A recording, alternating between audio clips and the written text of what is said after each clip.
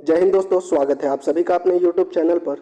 सक्षमता काउंसलिंग का 2 दिन हो चुका है और लगभग 27,000 शिक्षकों का काउंसलिंग हो चुका है। अब जो 27,000 शिक्षकों के काउंसलिंग में जो जो कमियां नजर आई हैं, जो जो परेशानियां हो रही हैं और कुछ शिक्षकों का जो दोबारा काउंसलिंग की बात कही गई है, इस वीडियो में बात करेंगे। किन शिक्षकों को जो है गृह जिला का ऑप्शन मिल रहा है, 2 दिन में जो गृह जिला का ऑप्शन किसको मिल रहा है उसके बारे में भी बात करेंगे। ओरिजिनल सर्टिफिकेट जो डॉक्यूमेंट्स का चाहिए इस पर बात करेंगे और आपके जितने भी प्रश्न हैं उन सभी का देखिए हम जवाब लेकर आए। आपने जितने भी प्रश्न पूछे हैं उन सभी का जवाब इस वीडियो में मिल जाएगा। साथ ही जो 2 दिनों में जो ये काउंसलिंग प्रक्रिया में क्या क्या हुआ है वह आपको न्यूज़ में जो भी ऑथेंटिक न्यूज़ है वह सभी इस वीडियो में हम आपको बता देंगे। तो चलिए वीडियो को शुरू करते हैं। लेकिन अगर आप पहली बार हमारे चैनल पर आए हैं तो सबसे पहले हमारे चैनल को सब्सक्राइब कर दीजिए, वीडियो को लाइक कर दीजिए और साथ ही शेयर भी कर दीजिए। और अगर आपके मन में कोई प्रश्न रह भी जाता है तो आप कमेंट बॉक्स में पूछ लीजिएगा, हम उसका जवाब जरूर देंगे। तो चलिए वीडियो को शुरू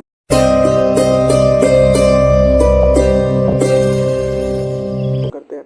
सबसे पहले मैं आपको बता देता हूं जो आपके प्रश्न थे उनका जवाब। कुछ शिक्षकों को जो पेंडिंग लिस्ट में रखा गया है, 2 दिनों के काउंसलिंग में कुछ शिक्षकों को पेंडिंग लिस्ट में रखा जा रहा है। ये कौन से शिक्षक है जिनको पेंडिंग लिस्ट में रखा जा रहा है? जिनके डॉक्यूमेंट में अगर पहली नज़र में पहली दृष्टया में कुछ संदेह हो रहा है, जैसे कि नाम में गड़बड़ी है या फिर ओरिजिनल नहीं है, जेरोक्स है, ऐसे शिक्षकों को पेंडिंग लिस्ट में रखा जा रहा है और उनको समय दिया जा रहा है दोबारा काउंसलिंग का। तो कुछ शिक्षकों को जो पेंडिंग लिस्ट में रखा गया है, इन सभी शिक्षकों के डॉक्यूमेंट की दोबारा जांच होगी और दोबारा काउंसलिंग करवाया जा सकता है। यह वह शिक्षक है जिनके डॉक्यूमेंट में पहली नज़र में कुछ खामियां नज़र आ रही है। ये था आपके पहले क्वेश्चन का जवाब। वहीं दूसरा, कुछ डीआरसीसी पर सभी डॉक्यूमेंट का छाया कॉपी रखा जा रहा है। बहुत से डीआरसीसी पे जेरोक्स नहीं चाहिए, लेकिन कुछ डीआरसीसी पर जो है डॉक्यूमेंट्स का छाया कॉपी मतलब कि उसका जेरोक्स चाहिए, एक फाइल में रखना है। तो आप यह सुनिश्चित करें कि आप अपने साथ एक फाइल में अपने सभी ओरिजिनल डॉक्यूमेंट का छाया कॉपी लेकर जाए। अब प्रश्न ये उठ रहा है कि एक शिक्षक ने हमसे पूछा कि उस फाइल पर क्या लिखना है। देखिए, फाइल पे क्या अपना डिटेल लिखना है, नेम लिखना है, नियोजन इकाई लिखना है, आप किस वर्ग के शिक्षक हैं, कौन सी कैटेगरी के हैं, ये डिटेल आपको अपने फाइल पर लिखना है। फाइल जो यही प्लास्टिक वाला रखते हैं वही रखना है और एक कॉपी जरूर आप सभी प्रमाण पत्रों का जेरोक्स करके रख लीजिए, क्योंकि कुछ डीआरसीसी पे इसकी ज़रूरत पड़ रही है। 2 दिन के काउंसलिंग में हमने यह देखा है। आगे देखते हैं। हालांकि ज़्यादातर डीआरसीसी पर आपका ओरिजिनल डॉक्यूमेंट को स्कैन करने के बाद वापस कर दिया जा रहा है। जैसे कि एक शिक्षक ने प्रश्न पूछा था कि क्या ओरिजिनल डॉक्यूमेंट जमा हो रहा है, तो जी नहीं, ओरिजिनल डॉक्यूमेंट का स्कैन किया जा रहा है, उसके बाद वापस दिया जा रहा है। ये ज़्यादातर डीआरसीसी पर यही चल रहा है। ऐसे शिक्षक जो कि ओरिजिनल सर्टिफिकेट देने में असमर्थ रहे हैं उनको कुछ समय दिया जा सकता है।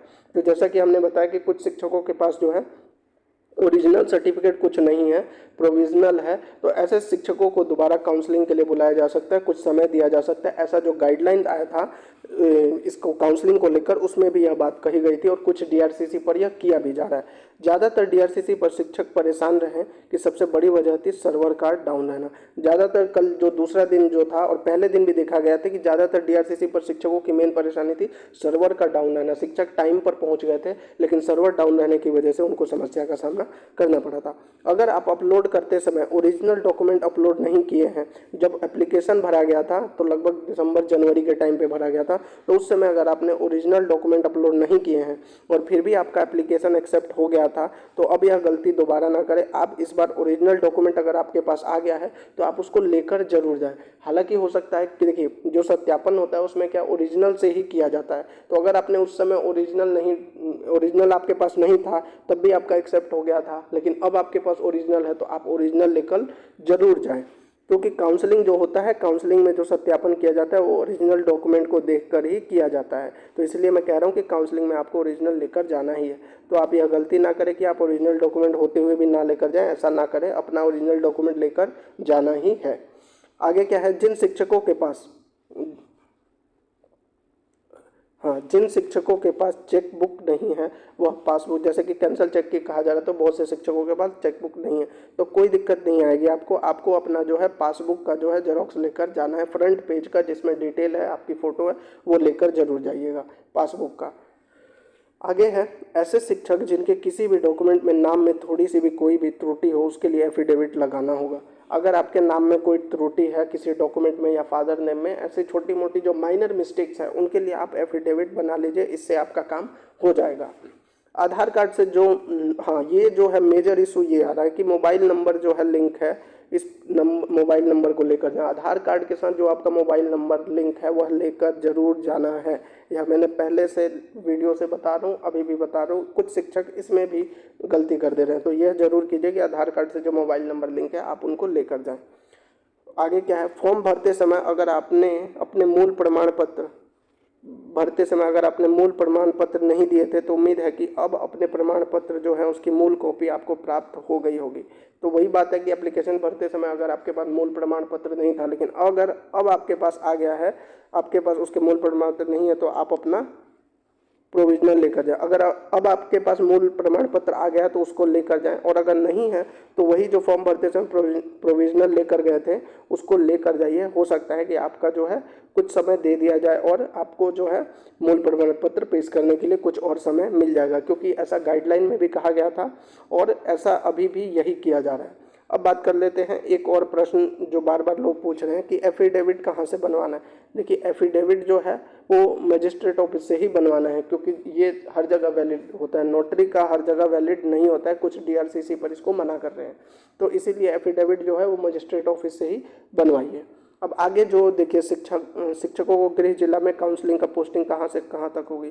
कम अंक वाले शिक्षकों को मिले दूसरे तीसरे जिले का ऑप्शन। जो गृह जिला का जो ऑप्शन मिल रहा है वो किसको मिल रहा है, जिसके अच्छे प्राप्त मार्क्स हैं उनको जो है गृह जिला का ऑप्शन दिया जा रहा है। इसको मैं थोड़ा डिटेल में आपको दिखा देता हूँ जूम करके। कम अंक वाले शिक्षकों को मिले दूसरे तीसरे जिले का ऑप्शन। शिक्षकों को वेरिफिकेशन कम, अब इधर लिखा होगा शिक्षकों को मिला गृह जिले में काउंसलिंग का मौका। पोस्टिंग कहाँ अंक से तय होगी। आपकी जो पोस्टिंग होगी वो आपके मार्क्स पर डिपेंड कर रहे हैं। काउंसलिंग, अब यहाँ पे देखिए, शिक्षा विभाग की ओर से सक्षमता उत्तीर्ण शिक्षकों की काउंसलिंग दूसरे दिन शुक्रवार को हुई।